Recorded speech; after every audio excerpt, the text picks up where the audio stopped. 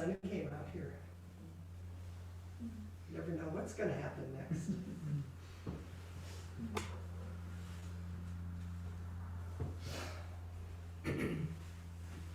So we've been talking about the Tenzo Kyokan in Sangha. I want to continue with that a little bit today. And on Thursday, I shared part of a lecture by Suzuki Roshi about the Tenzo Kyokan, and I want to continue with that too. And it doesn't matter if you're dropping in right in the middle of all of this, because that's what we're all doing all the time anyway.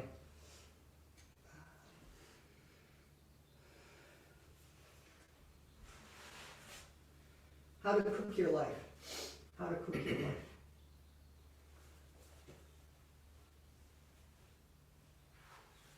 There's a chapter called, those of you who know would know that the chapter 7 is called Having a Passion for Life. What is it? What is it, having a passion for life? So we'll investigate that some today. So I'm going to read you a little bit to begin with from Uchiyama Roshi, his commentary. This is the commentary on the Tenzo Kyokan. He says, it is fundamental that you put your energy into the wholeness of life. It is fundamental that you put your energy into the wholeness of life before you get carried away by a single aspect or a single view of a situation. In a book by Godo Nakanishi, there is a story about how a bird hatches its egg. While the female bird warms the egg, she periodically gets up and turns them over with her beak and sits down again. The egg will not hatch well if she only warms one side and leaves the other side cool. Yet it does not appear that she turns the egg over because she thinks consciously that it is time to do so. Well, it's time? How are we doing here?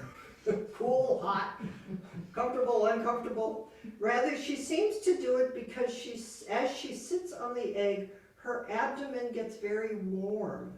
And by turning the eggs over, she can cool herself by pressing her abdomen on the other relatively cool side of the egg. Isn't that cool? It's all just like call and response, turning and being turned. And it's not conscious, it's completely intuitive. She entrusts herself to the egg and her own body and to the nest and to the whole world. Uchiyama says, our passion for life works in the same way. When your passion embraces the wholeness of life, you naturally look around to see what is cool and needs to be taken care of. That's how you naturally take care of your life and the world. This feeling of passion that arises naturally is the activity or the function of our lives. Okay, that's it. Now go live your life with passion. Sit in your nest and turn your egg. When your actions arise out of the wholeness of life, then you will be able to comprehend that passion, which functions in all things, passion functions in all things, and constantly moves. When your actions arise out of the wholeness of life, big mind, then you will be able to comprehend that passion functions in all things and constantly moves in the direction of life. Everything is alive. You don't have to make it alive. You don't have to push it to be alive. You don't have to pull back from it because you're afraid of alive. Sorry, we're already alive. Here we are. What do we do now? Only here will you be able to find the greatest stability for your life. That's what we do. We sit down in the center of it. That's what we're doing today. That's what we're doing in each moment of our lives, and that's what we're practicing today. The quality or nature of the Zazen, which Dogen Zenji teaches, is a stability wherein life simply becomes life. Isn't that beautiful? Stability of life simply becoming life. That's all. A true human being is just being a human being, consciously here, turning and being turned. And then he says that at the same time, in the Tenzo Kyokan, Dogen teaches us about a functioning through which life actualizes life. So life is already alive. Life just is. But then we have to actualize it. You have to do something. Don't just sit there, do something. And what is that? What is to actualize Zazen body in our body, speech, and mind? So I wanted to read just a little bit from Suzuki Roshi, and then I'm going to paraphrase some of the rest of his talk. He says the mind, the big mind, which we obtain or which we acquire or obtain by our pure practice, which is Zazen practice, which is just here practice, which is just sit practice, is something which is ungraspable. It's beyond our words. This alive, you cannot grasp it. And at the same time, this body-mind will respond to everything. It's like the mother bird and her egg. It's completely responsive. If you're here, we will know the appropriate response moment after moment. You can't figure it out, though, ahead. So he says, positively speaking, our mind, our big mind, our intuitive body, Zazen mind, is like a mirror which reflects various objects in it. Everything's alive. And then I think, oh, Rachel's reflected in my mirror. And I think, oh, all of you in those little boxes are reflected. And the trees and the moon and the sun and the sky. And of course, then the more we process it through me, I then relate to everything through my own view and my own conditioning, and that's when the world gets small and reactive and habitual. If you just come back, you're sitting in your nest on your egg, just listening to and responding to the whole world.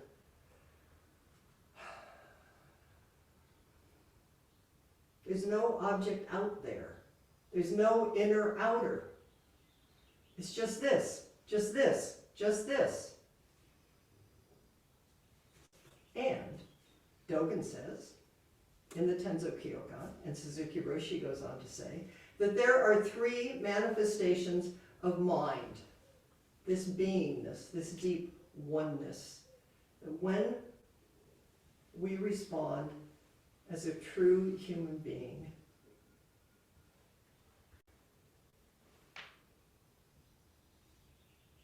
what naturally arises, and which we also cultivate by turning and being turned, is joyful mind, kind mind, and generous mind. That's the nature of alive. It's like everything that we think we're trying to control and manage because the self is afraid or it's not going to go right or all those things which we experience, and I mean, I'm not saying these things don't happen, but the more we come home, take the backward step, what arises is a sense of joy and kindness and generosity, because there's nothing separate and there never was or is. It's not often our experience, right? It looks pretty crazy out there. Looks like, whoa, did I just make a big mistake? Whoa, did that person just make a bad mistake? Or whoa, whatever we think it is or it isn't. Tenzo Kyokan Dogen, Suzuki Roshi is saying, just come back. Come back. Start over and over and over and over again, here, because then life arises in its true, pure nature, which is joy and kindness and generosity. That's our true nature.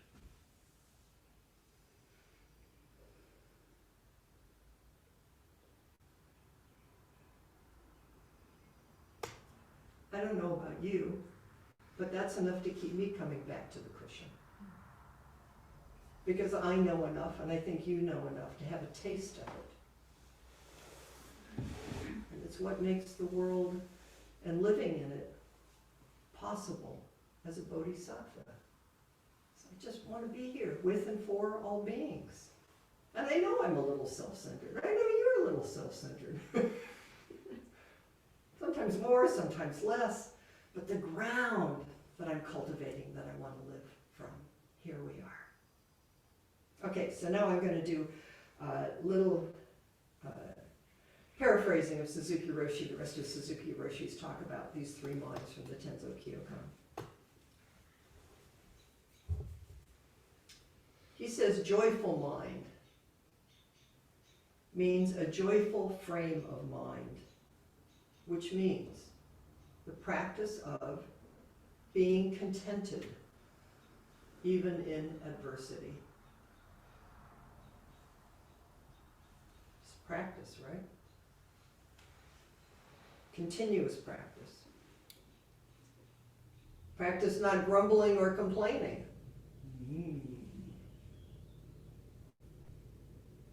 Finding some of Buddha's grace in difficult circumstances. Feeling pleasure even in painful conditions. And I would say, from Uchiyama, moving in the direction of life. Sitting down in the center of life and aligning with life as it is. Suzuki Roshi says, and Dogen says in Tenzo Kyokan, that if we do this, the 7 hardships, seven hardships, will disappear at once. And 7 kinds of happiness will come all at once. Because we human beings sort of need something. It's like, what? Okay, that sounds good, but tell me how it's going to help me when I'm suffering. So 7 hardships. You may identify with some of these.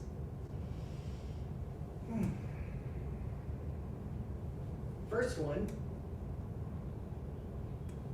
is the hardship you have when you are born. Suzuki Roshi says, I want to point out in this that Suzuki Roshi laughs a lot in these talks. He laughs throughout them. And I want to bring this back because we're going to talk about Samantabhadra too. Remember that. He's laughing a lot. The hardship you have when you are born. We don't remember, but he laughs and laughs. It must be pretty hard. And then he laughs some more to come out. So it wasn't a great thing to begin with. It's like, whoa, what was that? First one. Number 2. Then not only do you get born, and if you're lucky you get born into good circumstances, but we all get born into wherever we get born into, then there's aging. You're going to grow and it's going to change and it's going to keep changing and and now we're starting, many of us, it's catching up. We're getting older. No. And then you start to notice maybe there's sickness and then maybe there's death. So Suzuki Roshi says, so here we have 4. You already got 4. It comes built in. Not going to get out of it. So how are we going to live it? With passion, with kindness, joy, generosity. So he says you have 4, and now we got 3 more. You want to know what the other 3 are? It's great the way he says it. Is you have too much energy. You have too much energy. That's a hardship. Too much energy. We have too much desire. We want things. I mean, that's passion, right? Passion. I want to be alive. I want it. How can I passionately be alive? But he says that's why in monasteries, and it's true in traditional monasteries, the menus don't have garlic and onions in them because they're stimulants. The whole thing is like, how can we calm this body, mind down enough to actually be able to feel our feet on the earth? Now, we live in America. I like onions. I like garlic. I there were, oh dear, there's so many things I want to tell you, but anyway, is when I lived at Green Gulch, there were monks from, I think, the Forest Theravadan tradition, who they were doing some kind of incredible pilgrimage, but they were going along Highway 1, doing bows. Like after every step, they'd walk into a bow, and they'd walk into a step. And Green Gulch would take food out to them to support them. And we couldn't put any garlic or onions in because that was their monastic code. But it was also, it comes from this tradition of how do you help human beings calm down, for God's sakes.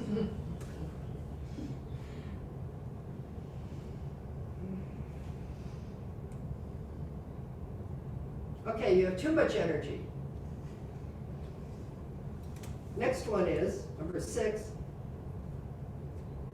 And even though you expect something, almost all the expectations will not be fulfilled in this world because by nature we expect too much. So it's impossible to appease your desire, and that's another difficulty. You want, and you're never really going to be satisfied. Have any of you noticed this? Dogen says, study the self. With compassion, with kindness. And then there's joy. It's like, oh my goodness, how could I have missed that again? Okay, the third one is that you're going to depart from someone who you love, and you're going to have to be with someone that you do not like. You can't pin this down. Life's always going to be giving you something. But if you have joyful mind, he says, then all the people will be your friend. And if you are healthy, even when you're not healthy, the more you are healthy, the more you can enjoy life. Doesn't mean you're going to have perfect health. It's just accepting what you got. And then birth should be a happy occasion. And death should also be happy. And in this way, all these 7 hardships all at once, when you have joyful mind, can change into happy mind or happiness. Can be contented. Can find grace and pleasure even in the most painful conditions. And then this world of birth, death, samsara, becomes the world of nirvana, which is the world of joy and Buddhas.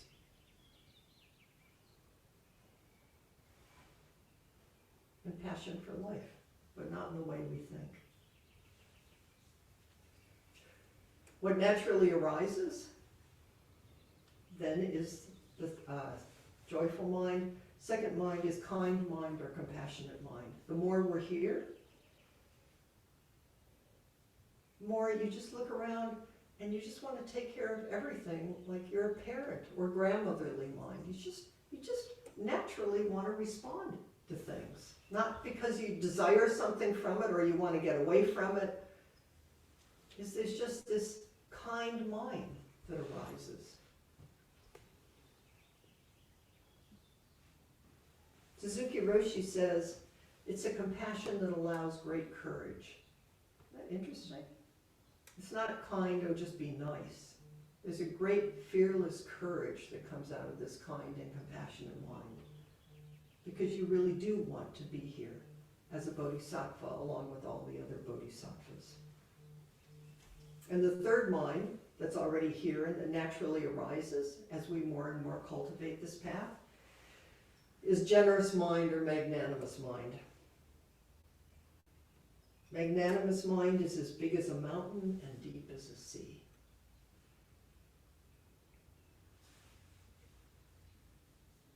A person with magnanimous mind walks the middle way and is not attached to one side or one aspect of things. Think how much we're all the time carving up our little lives, carving up the world. Not enough, too much, stop, give me. Again, we're human. This isn't a fundamental problem, it just is. Just notice it, study it. stepping back, coming back. Big mind, great mind, one mind is limitless. And according to the circumstances, various virtues will appear from this great mind. That is why, Suzuki Roshi says, you should not attach to any particular practice or way.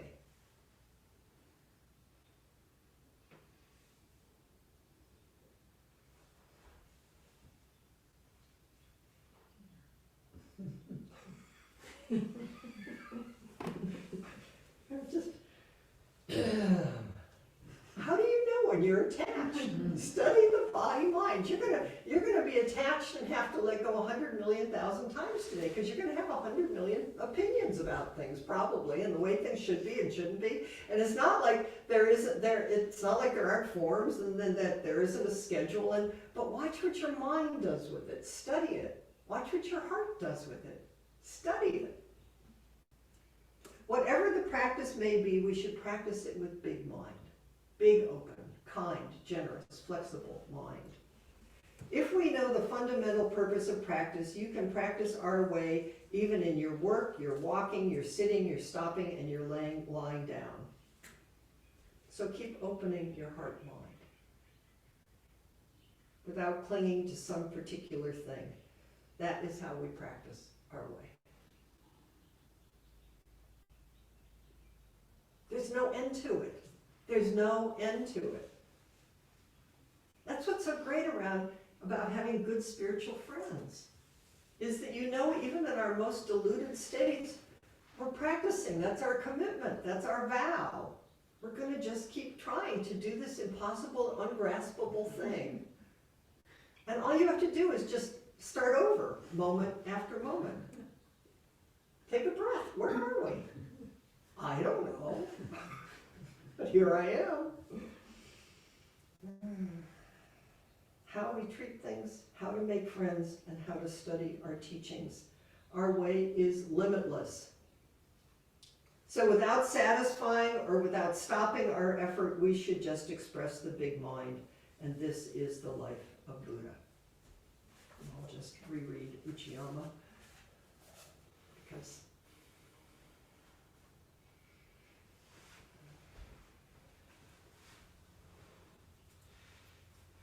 when your actions arise out of the wholeness of life,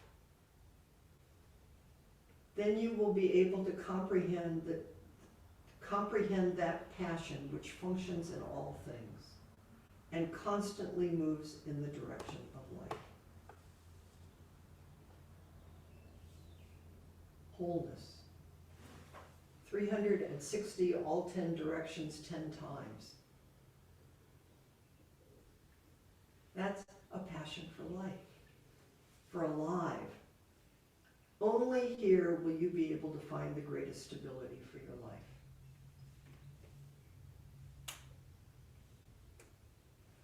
Where life simply becomes life. Just here, just alive, just enough, just this. Okay.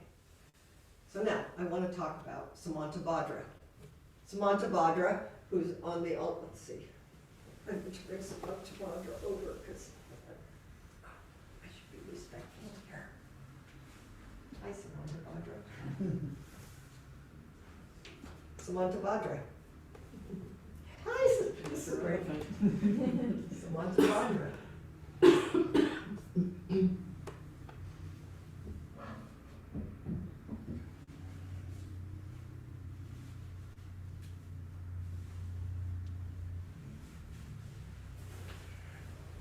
Samantabhadra is Bodhisattva archetype that you might find in the kitchen. Samantabhadra is the Bodhisattva of enlightening activity or wholehearted, passionate engagement in life and the world.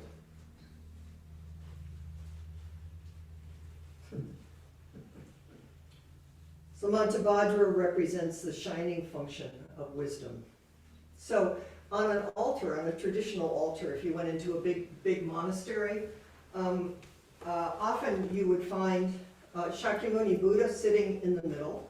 The Shakyamuni Buddha of a human of this lifetime that we know in our lifetime. Human being who woke up, and on actually I don't know which side. On one side is Manjushri, who sits on the lion. Manjushri represents the essence of wisdom, of cutting through duality. So Manjushri is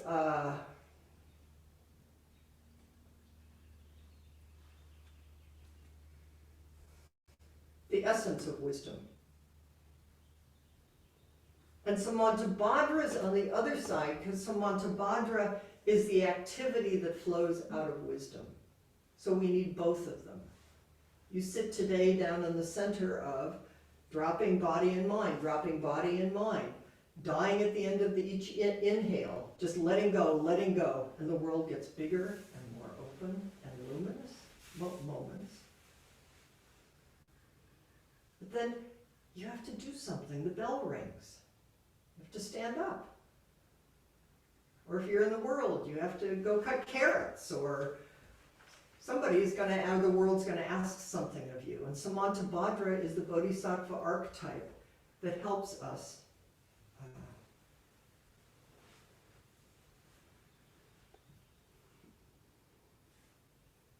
engage in the practical activities of life.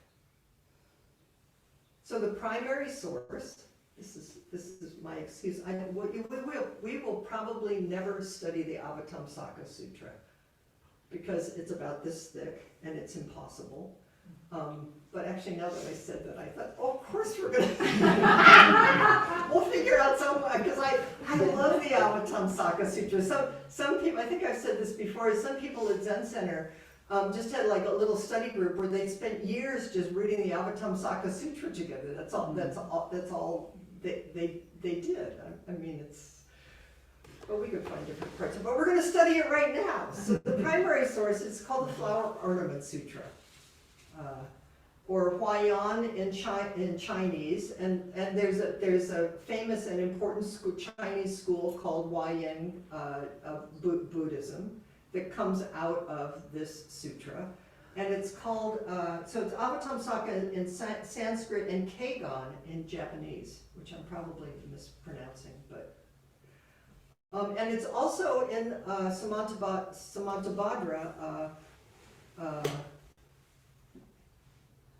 Samantabhadra is talked about in the Avatamsaka Sutra, and Samantabhadra is also talked about in the Lotus Sutra.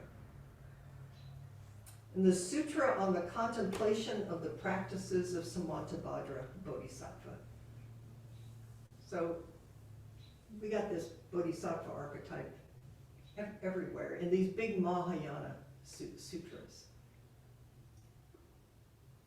They're kind of impossible and magical, and I find them quite imaginative and passionate. I love these impossible Mahayana sutras, and some people it's like too much.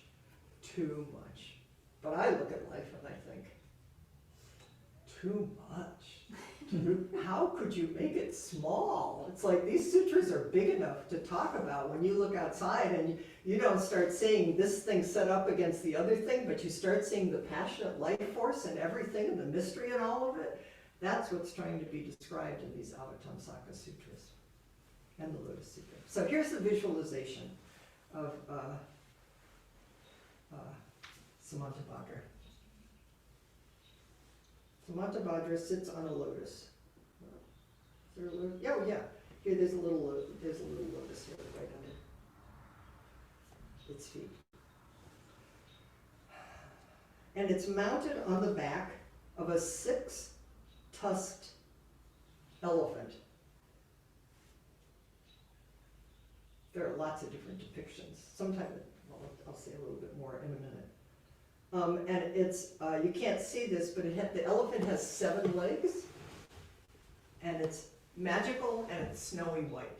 We are already in some kind of land that probably you're not going to find that elephant walking up the road if you look through your ordinary human eyes, right? And with every majestic step of the elephant, Dharma wheels containing white lotuses spring up underneath its feet as the elephant's feet are about to touch the ground. Can you just imagine for a minute? I mean, just feel in your body this huge, white, magical, 7-legged elephant with 6 tusks, which are the paramitas, and Samantabhadra is riding on it, and lotuses are springing up just as its feet are about to touch the ground. Now, we should note that elephants and dragons in Buddhism are often common symbols for enlightened practice and awareness. The other thing I want to note here, and I think I want to loop us back to Suzuki Roshi laughing a lot, is kind of inexplicably, at least to my conscious mind, you can't see it on this Samantabhadra, but that often the elephants that Samantabhadra is riding on have hilarious grins. They're like laughing. It's a funny elephant. But on top of it, Samantabhadra is riding majestically on this slow mount with a feeling of calm and deliberation, and imbued with clear, considered intention and dignity. Samantabhadra is clear, serene, and poised, riding on top of a hilarious, magical white elephant that is causing lotus blossoms to spring up out of the earth. Samantabhadra is particularly radiant and often has her hands in gasho, or as in this one, holds a lotus. There's a lotus here and a wish-fulfilling jewel. And sometimes Samantabhadra has lots of arms, like Avalokiteshvara, but that's more uncommon. Okay.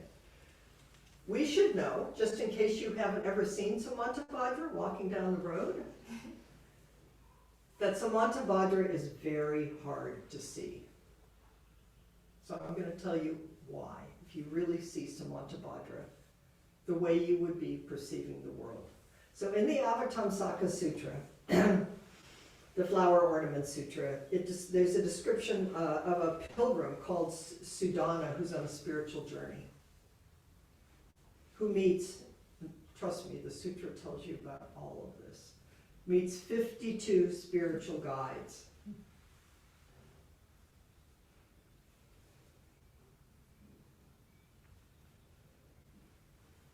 But he's only able to see Samantabhadra, who he really wants to see, after he develops a mind as vast as space and free from all attachments. That's the moment when Samantabhadra appears. So you could imagine in a kitchen, in your kitchen, in your garden, in any kind of activity, you put Samantabhadra. Samantabhadra has appeared there. It's a good reminder that everything is spacious and open, and that you can dwell there free from attachments. And that the 7 hardships will disappear.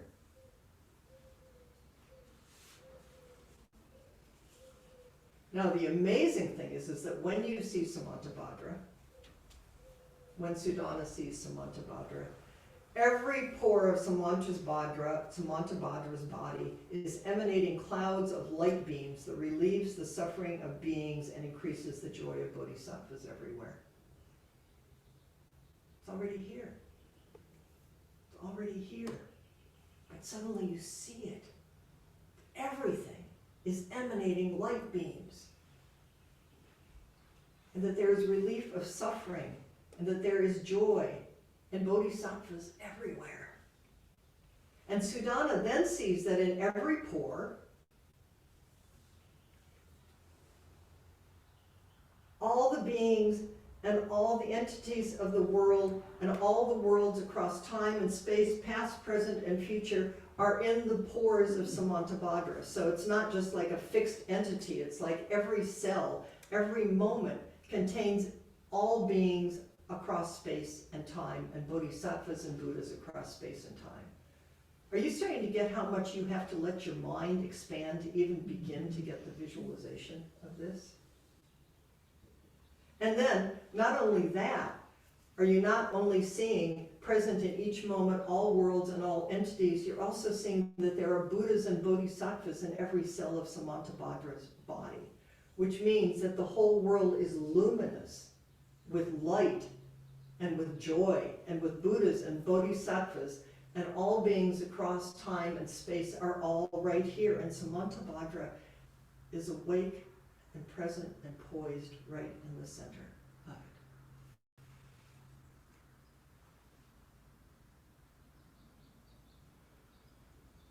That's why you might imagine in a crazy kitchen, get the food out, do this, do that. Samantabhadra is just sitting there, reminding us, open, spacious, kind, generous, joyful mind. This isn't what you think it is. And get the food out on time. So, now the thing that we're reassured is that while you may not hope in this lifetime to see Samantabhadra in this form, although it did appear right here, right here, right here, is Samantabhadra is often hidden in the world in worldly roles, and in fact often appears in whatever form is necessary to alleviate suffering and to help those of us still bound in our self-centered, egoistic views and delusions. So Samantabhadra, in the moments where we are just here, it's like, how can I help you get the food out? What needs to be done? How can I see with kind eyes and generous eyes in those moments? Samantabhadra becomes us. You and me, it's us.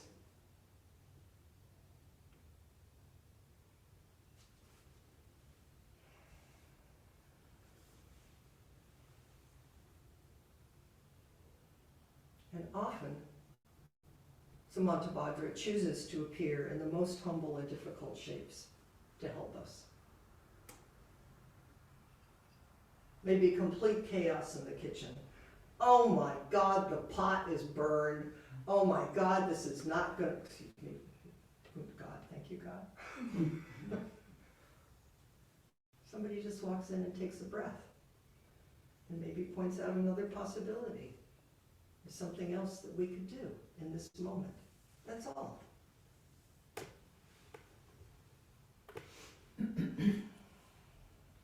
So there are Buddhas everywhere, in our cells, in every cell. The takeaway from this is that Buddhas is that every inch of the earth, every little tiny piece of the earth, there are Buddhas and Bodhisattvas.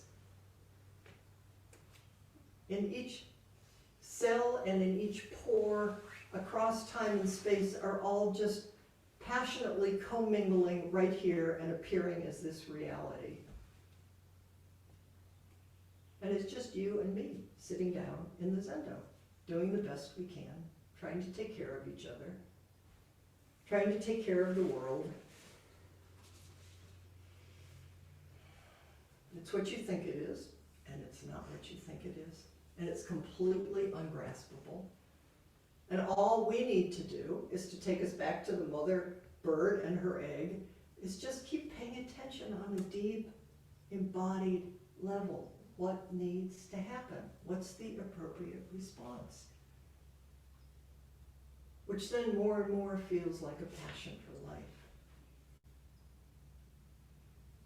A passion for alive. A joyful way to be here, even in the most difficult of circumstances, is how can I help? So these are from the flower ornament, Avatamsaka Sutra. Mindful attitudes or practices called purifying practices that you can put the Samantabhadra archetype into practice. Here's a few of them. When you see a bridge, wish that all beings are carried across to liberation. Going to sleep. Wish that all beings attain physical ease and undisturbed minds.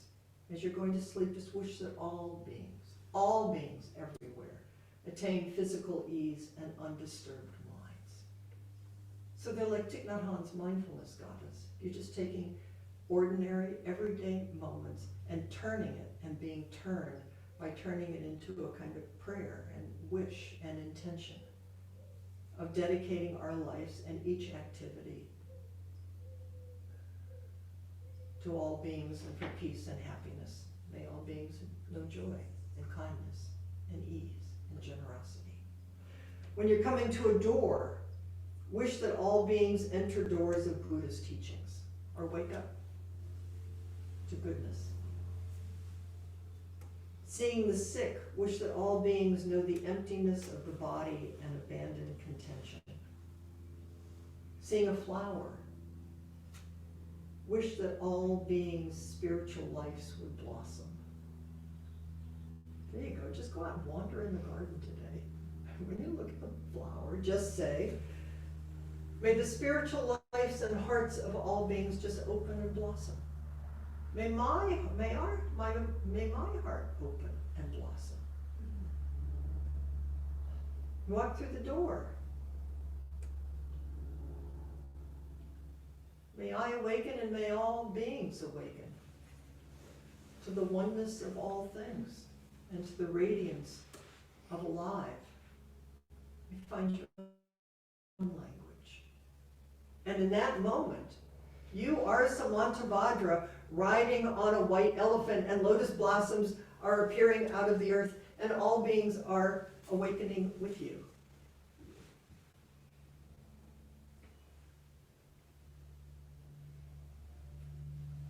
Or we could say, as Dogen does in Tenzo Kyokan, when steaming rice, treat the pot as one's own head. When rinsing the rice, know that the water is one's own lifeblood.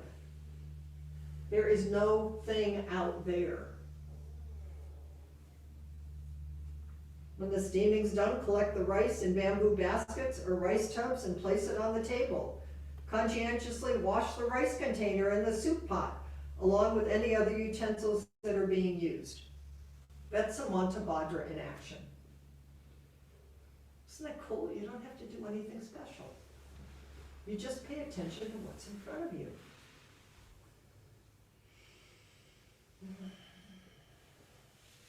Dogen says in Tenzo Kyokan, handle even a single leaf of a green in such a way that it manifests the body of the Buddha. Notice how you touch things today.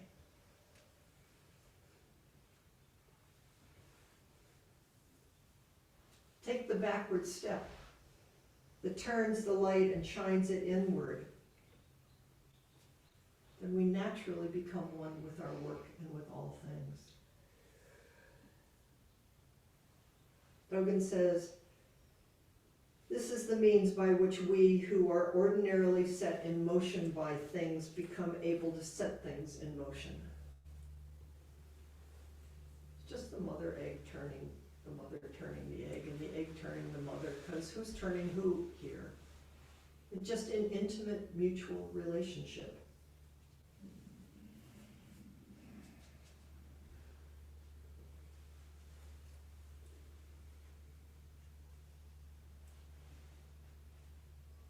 There's a chapter, some of you may know, in Suzuki Roshi's Not Always So. Walk like an elephant. Thought I'd read you a little bit of that. He says, instead of galloping about, we walk slowly, like a cow or an elephant. Pay attention to how you walk today. If you can walk slowly without any gaining idea, then you are already a good Zen student. Pay attention when you walk today, how much you have an idea about where you're going and how you're missing where you are to get there. He says our way is to go step by step, appreciating our everyday life. And then we can see what we are doing where we are. You might even imagine you're riding on a grinning elephant. So then Suzuki Roshi goes on to say, all the things we see, all that we hear, is an expression of Buddha nature.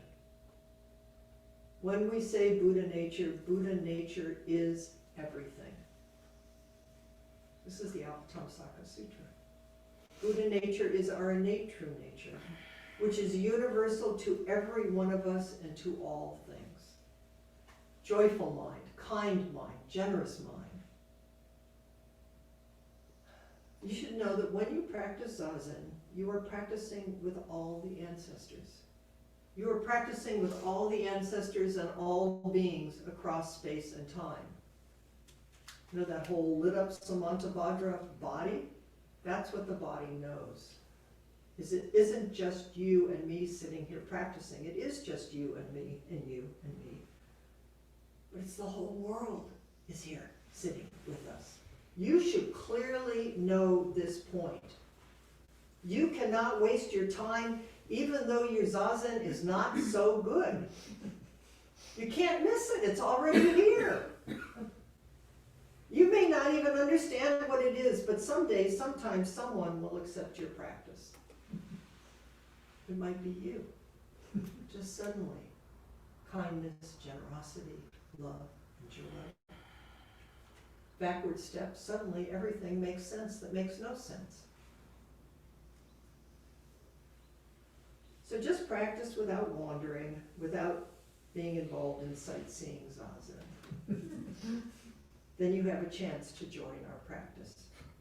Good or bad doesn't matter. If you sit with this understanding, having conviction in your Buddha nature, then sooner or later you will find yourself in the midst of great Zen masters and all the ancestors and the Buddhas and Bodhisattvas. So the important point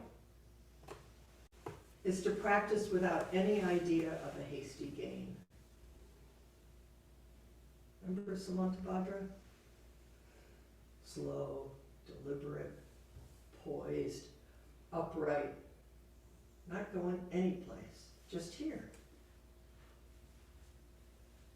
We do not practice Zazen or live our lives for the sake of others or for the sake of ourselves.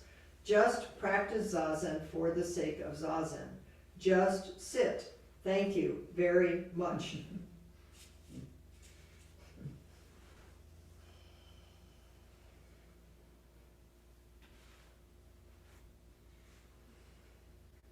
I want to end with, I don't know if you could tell, but I really had fun with this. It was like it's like that's the great thing about Buddha Dharma and about Zazen is it just keeps opening, and you study one thing and it's like, wow, wait a minute, and then suddenly there's the elephant and it's leading you over to Suzuki Roshi, and then Suzuki Roshi is leading you back to Samantabhadra. And there's no beginning and there's no end, just like there's no beginning and no end to this day, and there is a beginning and an end to the periods. Pay attention to the bell. It's the bell that's ringing across time and space, awakening everybody. So let me, this is from Thich Nhat Hanh, from Thich Nhat Hanh's chant book, Plum Village. I'm not going to do all of it, but it's the 10 great aspirations of Samantabhadra Bodhisattva. I thought I would just read a little bit of it. It's Thich Nhat Hanh's translation from the Avatamsaka Sutra.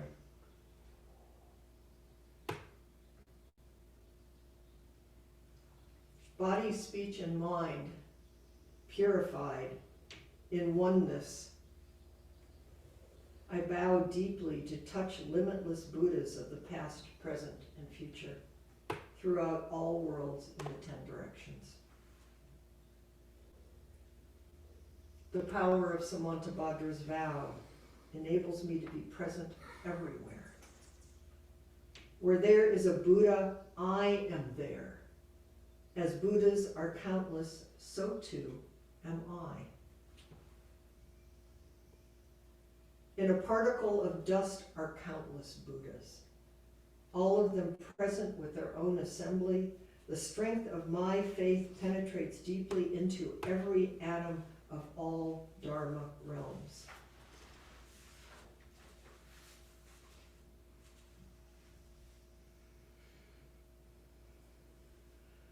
The ocean of merit is measureless. I vow to transfer it and to not hold anything for myself. If any human, out of discrimination and prejudice, tries to do harm to the path of liberation, may their obstacles be fully removed. In each moment, wisdom envelops the Dharma realms, welcoming all to the place of non-regression. In each moment, joyful mind, kind mind, generous mind. We're going to regress all the time. And we take the backward step. And we just put our foot on the earth. Here, here, here. Just work in the kitchen. Just take care of the zendo. Take care of your life. This is it. Welcoming everything.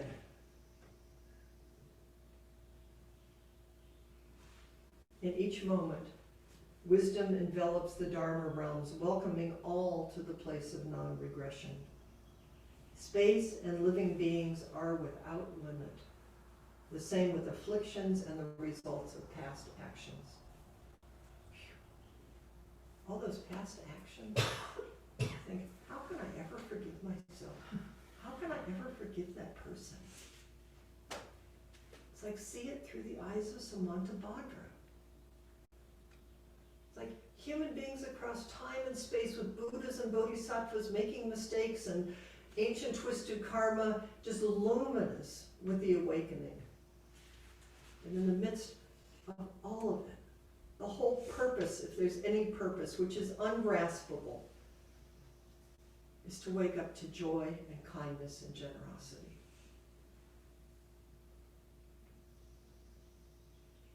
Now that's a pretty good reason to be born, if you ask me.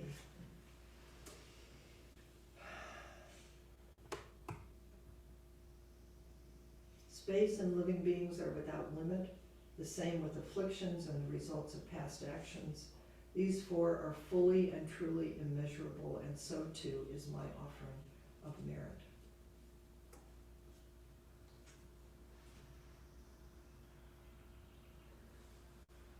Passion which moves constantly in the direction of life simply becoming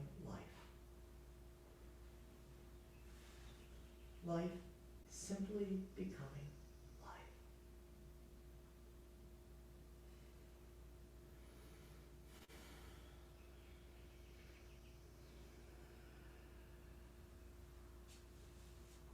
So we always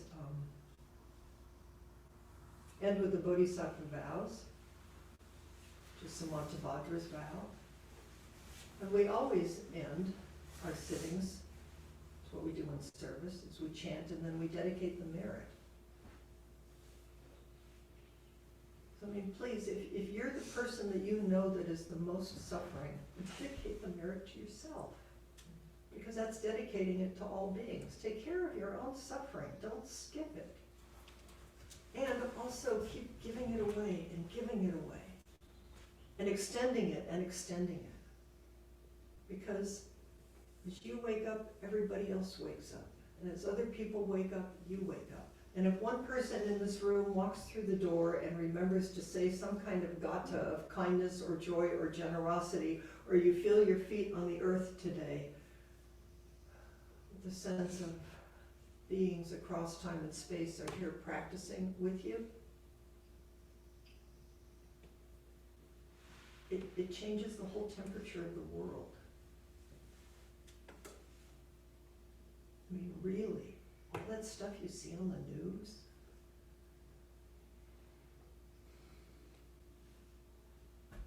I don't have to tell you. And maybe later you go do something. I don't know what you do. But while you're doing whatever it is that's engaged Buddhism or whatever, it's right here. Pay attention. Backward step. It's all there is to do forever. And